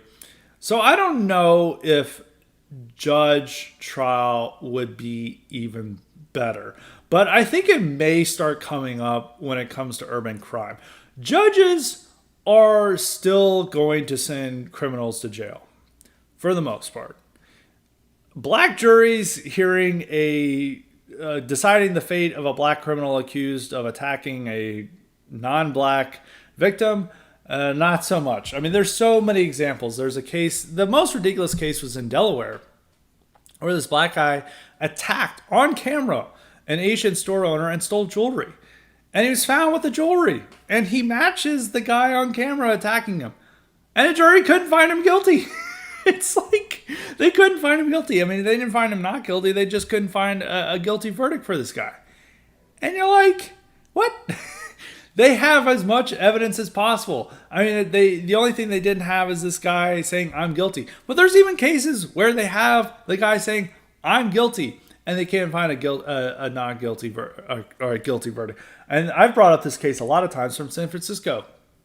In the Bay Area, these two blacks killed a 72-year-old white guy on camera, robbed him. They admitted to doing this, but then they said that their lawyers said that they're too low IQ and they were having drug problems and sickle cell crisis. And this apparently convinced enough jurors that they couldn't reach a guilty verdict. They had literally all evidence possible. They even had the admission of guilt, and they couldn't find it. So a judge in that case, even a libtard judge, would find them guilty. But in other cases where it's harder to say whether a judge would be better, I think for federal judges, maybe you end up with a liberal judge and it's like in a conservative area, or it's a real wild card with the judge because it's just one person you have to convince, and maybe that one person has it out for you and is politically motivated. And there are problems with judges and a lot of judges are just elected and they're open to bribery in a way that we've made really have secured jurors to not be to be more protected from bribery, that it would be a little bit tougher, that you would have probably a little bit more corruption in the justice system if it was just down to the judges. With a jury, it's more just stupidity rather than corruption or ethnic bias in jury selection. But when it comes to urban crime and now, cases hearing clearly guilty black criminals who are accused of killing a non-black and are attacking a non-black, and them having to hear the trial, it'd be better if a judge heard it. You really can't trust urban juries anymore. But for all cases, I think a jury is still better. It's a part of our traditions. I don't really want to give it up. And I think for a lot of scenarios, I think even when it comes with civil lawsuits, I think it's better with a jury than it is with a judge. I mean, even to look at the Alex Jones case, I mean, the judge was more against Jones than the jury was. Even in Seville, the jury seemed to be more amenable to those guys than the judge did. So it's all a case-by-case basis, but when it comes to urban crime, I trust a judge more than I do a jury. And I was told that if you're guilty, you would prefer a jury. If you're not guilty, you would prefer a judge. And so with these criminals in urban areas, that's generally they're guilty. So and as an American public, since they're guilty, we would prefer the judge. But as the criminal, they'd obviously prefer the jury. So it's just on a case by case basis. But it's going to be totally undermined in the years to come. It's actually very depressing because we don't have really the mechanisms to change it. I think we are really tied to trial by jury. It is in our tradition. We have all this media about it, and it fundamentally. And we are fundamentally committed to democracy, for better or for worse. And it seems remarkably undemocratic to us to allow one person rather than 12 people randomly selected to determine whether you're guilty or not. So, but yeah, if I had to choose for urban crime, yeah, I would choose the the trial by judge rather than trial by jury. Now on to another question from Jay. I didn't hear you mention the period of Korean and Japanese horror popularity like The Ring, Shudder, Ju-on. I like the Army, Darkness, and Evil Dead 2 movies. Well, this isn't really a question. It's just bringing up something from the IQ supplement. I didn't really like the Korean and Japanese horror, like The Ring and stuff. There was another movie that was remaking from that. I remember that stuff was being really big. I'm going to be honest, I don't really like Japanese Asian films that much. I do find them a little, I do find the American remakes sometimes a lot better. There's something a little bit strange and off on them, so I'm not really that big of a fan of the Korean and Japanese horror popularity. I like the European horror a lot more than I like the Asian horror. Some of the remakes, they were fine. I remember watching The Ring as a kid. And like people are like, this movie's really scary. It's like, oh, you watch the video and then you're murdered. And even back then, people were, once again, this is pre-internet. And also it's just like pre-adulthood. So like teens and preteens are able to believe this stuff. They're like, it's actually, that film, that videotape is actually real.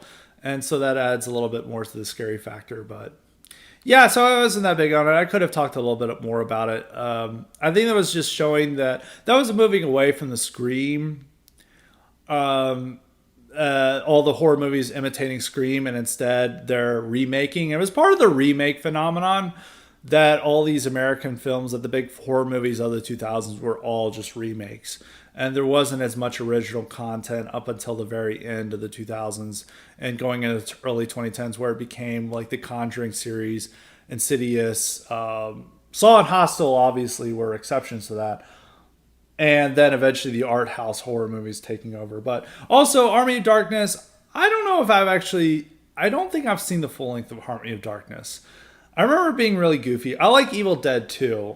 Also, it's just like a ton of music I've listened to, references Evil Dead 2. There's the famous Deicide song, well, not quite famous, but a big death metal classic, Dead by Dawn.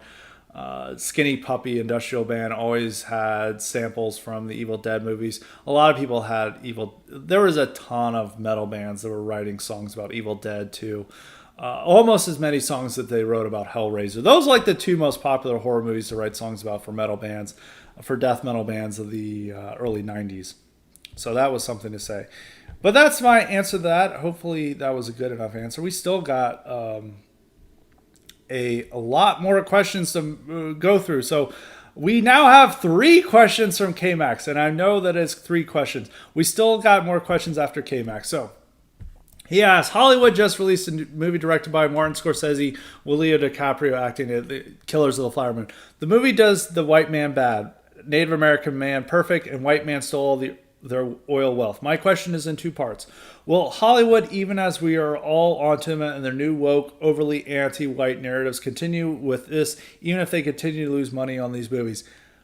Answer, yes, because the people writing these movies and directing them are anti-white. And, this is what wins Oscars and stuff. Killers of the Flower Moon is not supposed to be a blockbuster, and the fact that Scorsese, it's going to make a profit. Scorsese could just drop a massive shit and film it, and it would still be a success and get Academy Award nominations. So that's just the nature of this. Will Native American Indians be the new teachers' pets over magical people? The Hollywood focus on crimes they perceive of over 100 years ago matter more than crimes taking place right now. Will now be more white man, Native American Indian man Indian perfect. Magical Americans are usually the victim they choose to use, but we'll see more of this white man, Native American man, perfect, and victims all the time narrative going forward from Hollywood. No, they're not going to be the new teacher's pets. They're just going to be alongside magic and blacks. And we're going to see more of these movies about the decolonization and pro-indigenous stuff. And you're going to see much more of the Indian stuff going forward. And it's just like looking at how big the residential school thing, which is also based on faulty evidence as well, how big that was in Canada. So there's going to be a lot more of this stuff. I mean, even the new Predators movie, which I talk about in the horror movie IQ Supplement, is all about, Indian empowerment and stuff like that. So you're going to see a lot more of the stuff. That doesn't mean they're going to replace them. First off, there's just far fewer of them. But they also represent that America was evil from the beginning. And another sin alongside slavery is what we did to the Indians. And they want to make that clear in the public's perception. So yes, there's going to be a lot more movies about this, even if they lose money, because they're ideologically and morally committed to this. So next question. He has a man on Twitter tweeted the following. I tweeted this. It's like, there are white gangs that roam the suburbs killing dozens weekly, but we will never call the cops for obvious reasons. Scott, is this Tariq Nasheed talking, or who really believes this? White guys in khakis and polos and rove gangs in the suburbs. MSNBC and CNN somehow miss all these killings. What percentage of the left actually believes mass killings happen in the suburbs by whites and go just unreported? It's not just Tariq Nasheed. White people generally believe this shit. The person who tweeted that, because I quote tweeted him, was probably a white person or, some standard libtard.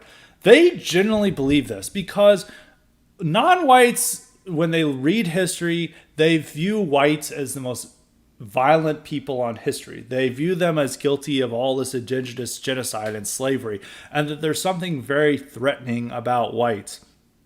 And there's so many movies that you need to worry not about the black gangbanger, but the white guy in khaki and Oxford. That's really what you need to worry about. And that's further cemented by like shows like Law and Order, where the real rapist and murderer is always the upstanding white preppy guy rather than like a black or Hispanic gangbanger.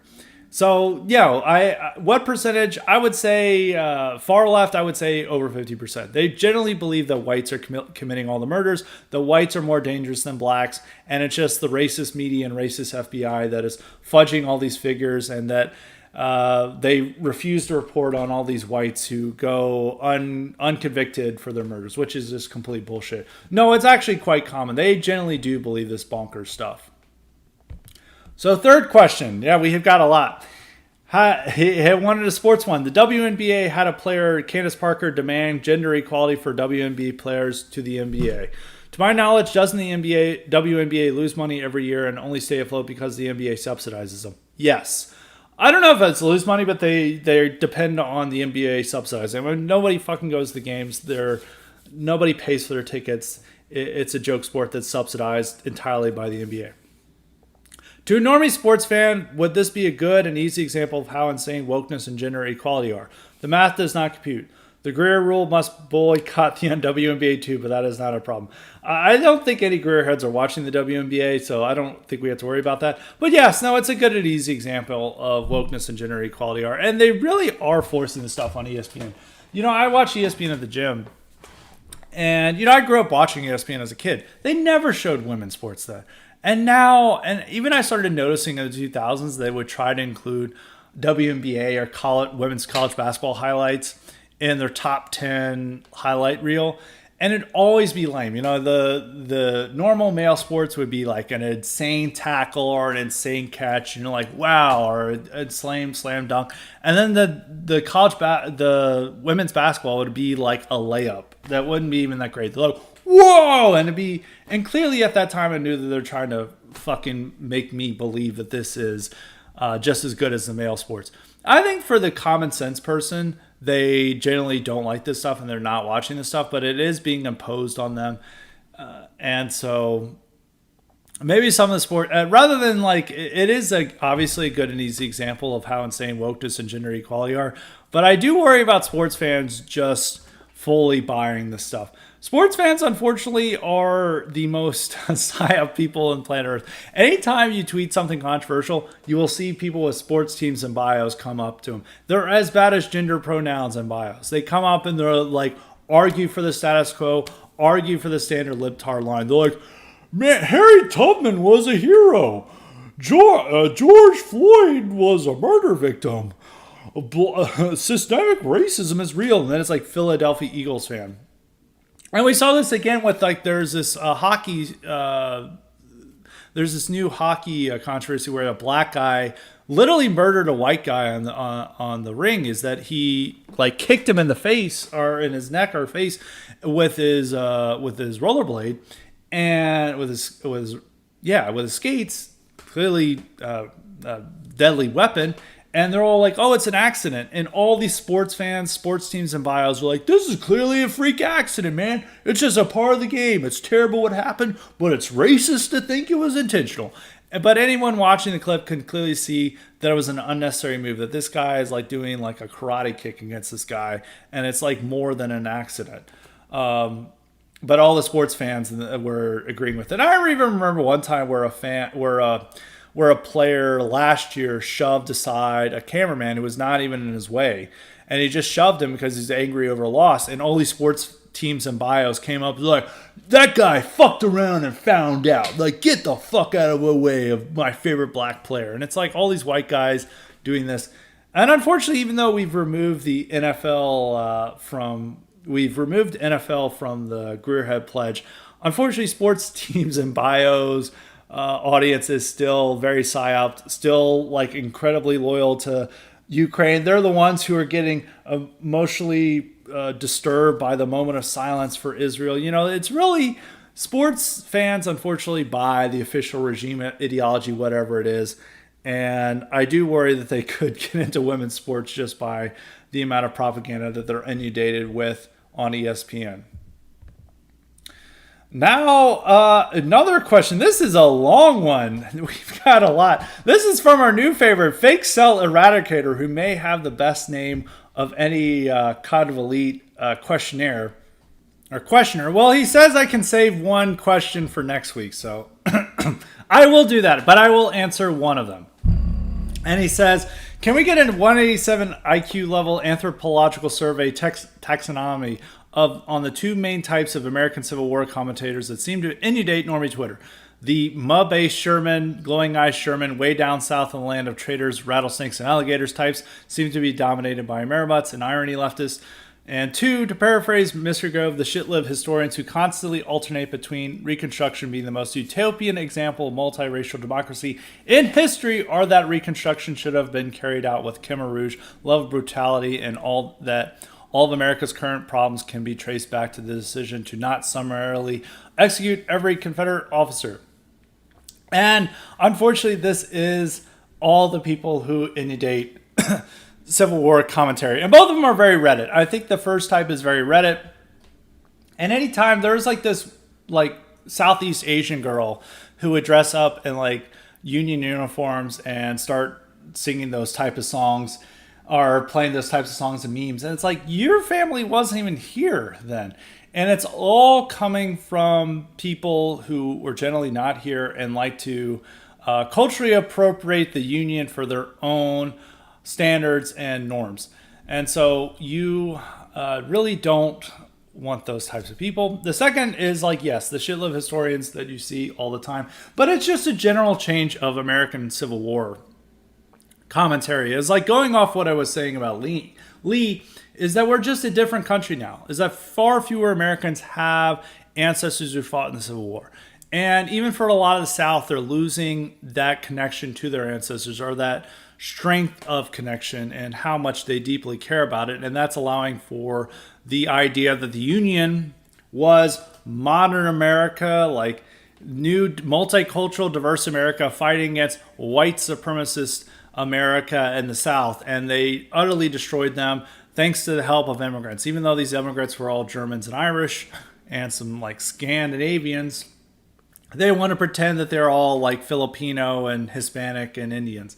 Not quite the case. So they're cultural appropriating the Union and trying to claim that their victory, which was done all by white men who would definitely be all racist by today's standards, they're trying to pretend that they were multiracial, multicultural, which they were not.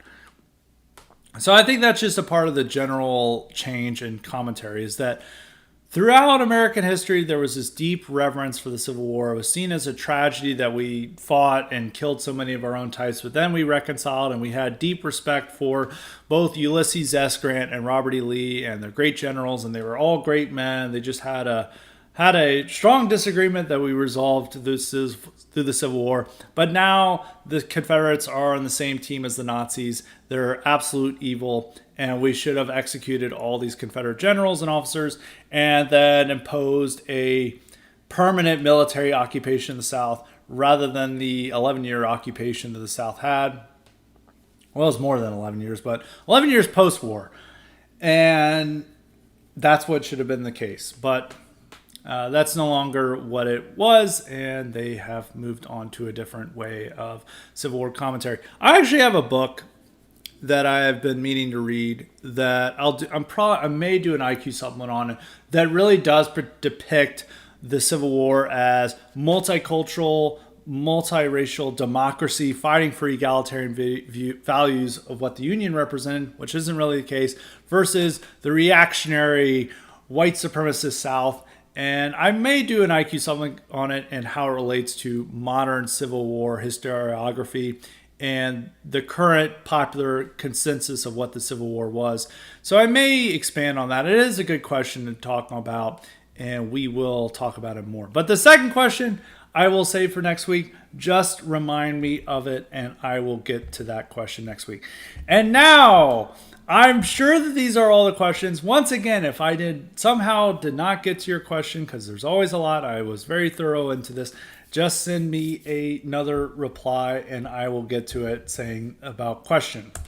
And it's also important for the Cotton Leaf people, is like, always make sure to include question in your message so I get to it. Sometimes I'm so popular, I have so many in my inbox, so I sometimes don't get into all this. So now to New England refugee, we always like to conclude on him. And he's got two questions. We'll make them quick. His first question is opinion on biker culture. I was born a Mayflower stock prep kid and always thought they were badass white guys but still conservative. Base, cringe, or indifferent. It's fine. It's a white thing. It is like showing that whites can still be intimidating and badass. It's not my type of thing, but it's fine. Usually harmless. I'm not a fan of biker gangs, though. Even though they do, a lot of the reason why there's this fascination with them is that they are badass white guys who are making their own and doing their own thing. But a lot of what they're dedicated to is selling meth to other white people. So I can't really support that.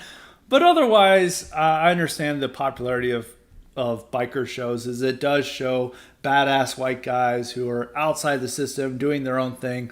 It's the same reason why people like Viking shows, is they do like this white outlaw, and same with Mafia. But unlike with Mafia or even the Vikings, which is the ancient past, they are showing ultimately what are old stock foundation Americans engaged in this, and there is a certain appeal to it. And I would say it's mostly positive, the fascination with it. But even with Sons of Anarchy, they decided to not be accurate about what how the biker game made money. They're like, oh, they just sell weapons, as that was going to be more acceptable than what they really do, which is dealing meth. And they're generally dealing meth to other white people.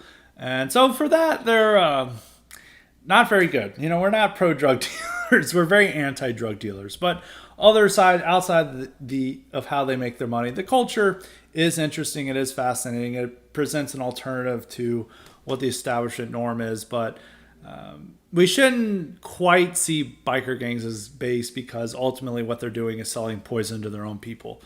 Outside of that, final thing is about another show. His opinion on the show House of Cards. I like to watch it when it was out. It got wacky as time went on, but I thought the first couple seasons were all well done.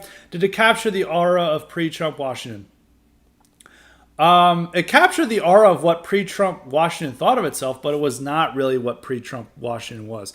All these people, so many idiots in this city thought that they were in House of Cards and what they did was important, but it's really just a joke. People, it's a cliche to say, but yes, Veep was more accurate of what Washington was like than House of Cards. House of Cards, people are just too dumb. They're not actually having as much power as they think they do.